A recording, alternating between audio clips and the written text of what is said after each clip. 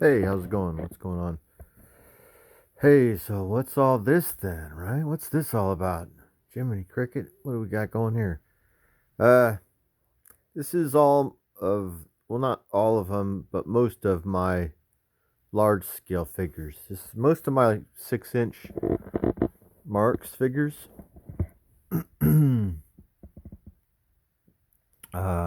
Yeah. So we have cavemen, and that's Ilya Kuryakin, the man from Uncle.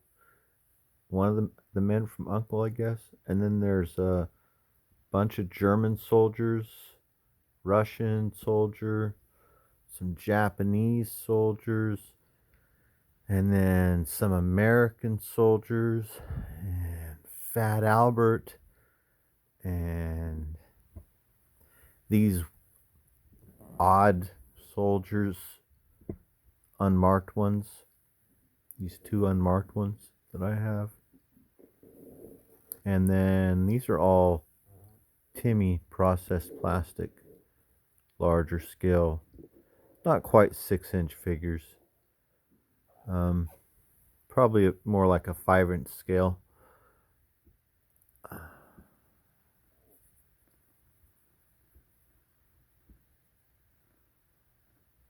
What? It's every time, right? Every time. Timmy Toys.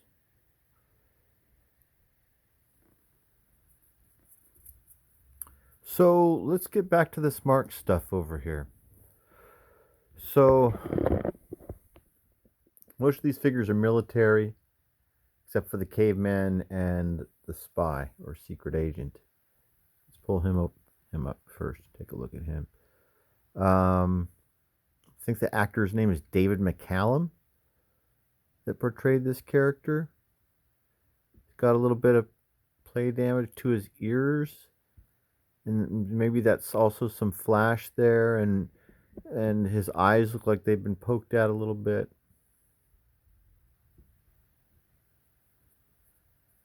This is a 6-inch figure. It's a soft gray cream, and again, these are softer plastic figures, the same material that little army men are made of, except in a larger scale. This is a cool bottom. This doesn't actually even say Marx on the bottom.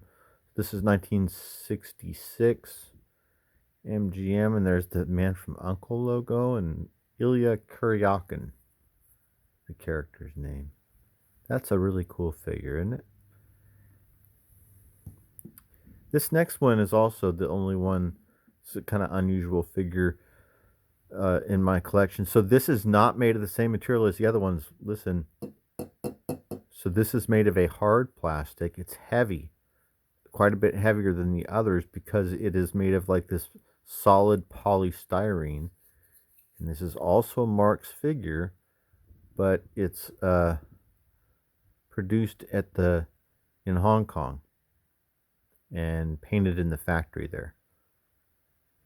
1963,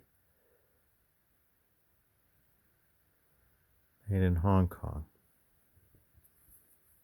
This material feels like the same material that the Disneykins are made out of. All of the hard plastic Marx figures is this, except this is just on such a larger scale.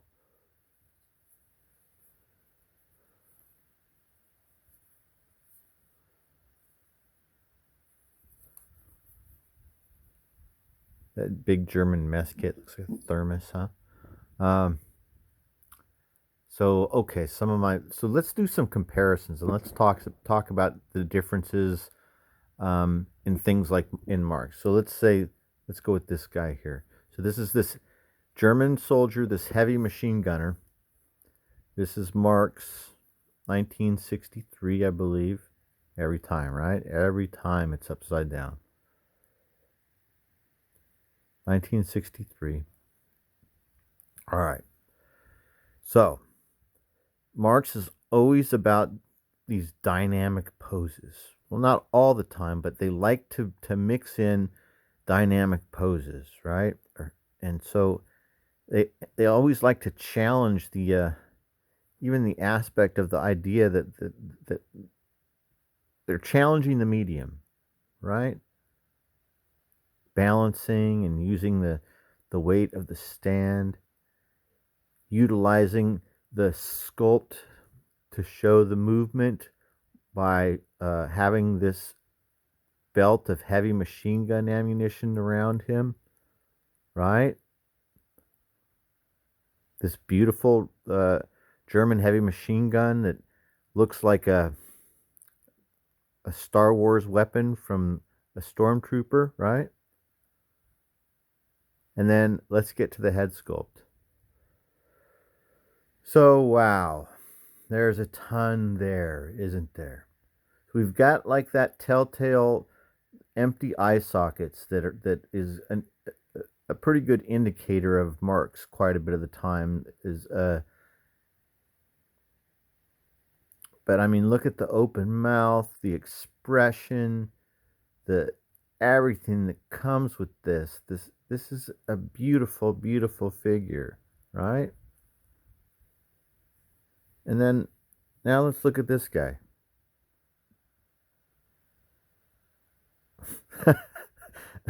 All right, so I don't know what this is. I like that there's still flash on it. I always like if there's still excess plastic from the molding process left on old toys.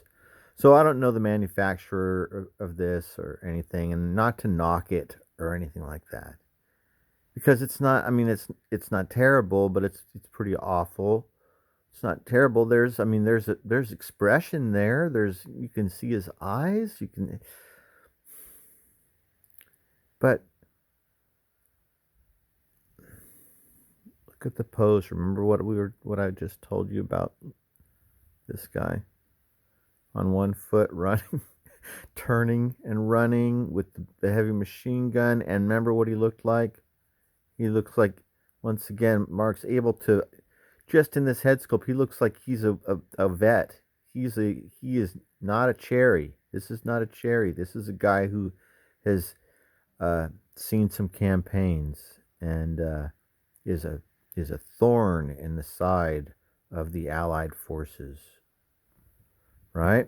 Sorry about that. That was my fault, not his. Uh, but this guy looks like Private Doofus, right? And then this guy, the Minesweeper, also the same type of deal. Nothing on the bottom, no anything. Very similar head sculpt in a way, right? Right? Doesn't look like it's done by the same artist, sort of. To me, it does. It really, really looks similar. Anyway, like I said, not to knock it, but it's not Lewis Marx and Company. All right, it isn't. So I've got these guys bunched together because this one guy, who's my favorite guy, falls over a lot, and I need to fix his base. And that's him right there. So this is just this big grouping of figures, right? Got all this different stuff going on. I've just got them all crammed together just so we can look at them. They're all fitting on the table. I don't know if I can pick a favorite figure, but of the ones on the table, this is one right up there in my top. So this is this American GI. This is Marx. I believe there's no marking on the bottom, but I'm pretty sure this is a Marx, but I don't know what the origin date is anyway. So this guy, to me, I don't know. I really like this figure. He looks like he's asleep in a dream state, in some sort of, I don't know. I can't get him focused right now because of, but I think he looks like he's asleep. And going in slow motion in his dream. You know that horrible feeling? That horrible feeling of doing something over and over again in the dream, and each time it just slow motion.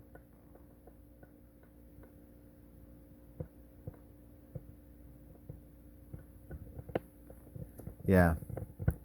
So I love these Marx figures. And yeah, I think that guy's got his own. I think everybody else is here for him. If he wasn't here, nobody else would be here. Real quick, this guy. This is the Russian. He's the only one that I have. 1963 Marx on the bottom. I really like this color, right? And I also really like this figure. And of all of my figures, this is one that has the potentials of being damaged, and it has all this fine stuff parts of it, like that bayonet right there, and the entire rifle, including the sight there, and the great face, the great head sculpt without any damage. So this is one of my higher graded, higher quality 6-inch figures that I have. Most of the other ones I have are well played with and have got some damage to them. Once again, as far as these Marx figures go, these 6-inch ones were very popular, excuse me, and very well played with by kids back in the day, back in the 60s and 70s. These Japanese figures on the bottom, a couple of them have prices, and I think that's 15 cents. I think that's 15 cents, and I think this one you can see a little clearer. Yeah. Yeah, so these were 15 cents. What a deal, huh? All right. So we're just looking at stuff. Really, this whole video is just kind of a quick look at everything. I love those caveman figures back there. Those are some of my all-time favorites. Love that Fat Albert figure. Big fan. Yeah. So this is it. I've got a few Americans here. My guy is down. His base is always having trouble. I need to get him into a pan of hot water and get that fixed up. But to me, I feel like this is all just a dream, and it's his. All right. Thanks for watching. Hope you enjoyed the video. Have a great night.